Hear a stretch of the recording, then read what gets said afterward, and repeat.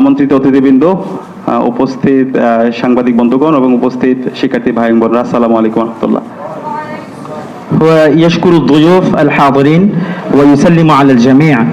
وقد تمنى في أول خطبته لو عرف اللغة العربية لكان اتصاله ومكالمته معكم أفضل بطريقة أفضل.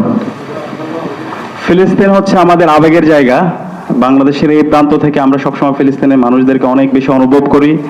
আমাদের প্রতিওয়াক্ত নামাজের দোয়ায় আমরা সবসময় ফিলিস্তিনের আজাদির জন্য আল্লাহর কাছে দোয়া করি এবং আমরা বিশ্বাস করি ইনশাআল্লাহ খুব দ্রুত সময়ের মধ্যে ফিলিস্তিনের যারা মজলুমরা আছে তারা আজাদি পাবে এবং সে আজাদিতে আমরাও বাংলাদেশের তরুণরা সম্পৃক্ত হতে চাই।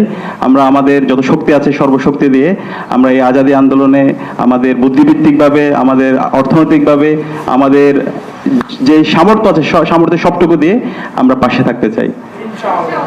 فلسطين هي في مكان الحب من قلبنا، ونحن نتمنى شباب بنغلاديش أن نشتمل مع أحرار فلسطين في تحرير المكان المقدس والأراضي المحتلة إن شاء الله سيكون. আমরা আমাদের এই বাংলাদেশকে, বিশেষ করে যদি বলি ঢাকা এবং ঢাকা ইউনিভার্সিটিকে বিশ্বের সলিডারিটি হাব বানাতে চাই।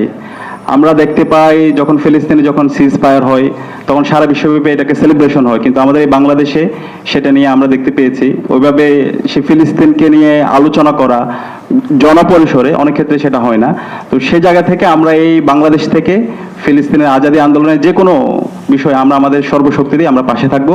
বিশেষ করে ঢাকা বিশ্ববিদ্যালয়ে আমরা যারা যুবকরা আছে সেই যুবকরা আমরা আমাদের সর্বশক্তি দিয়ে আমরা পাশে থাকবো ইনশাআল্লাহ। ونحن نريد أن نجعل جامعة ذاكا مكان الوحدة للأمة المسلمة في بنغلاديش. ونحن نرى أن إذا وقع أمر السرور في فلسطين لا يكون هناك أي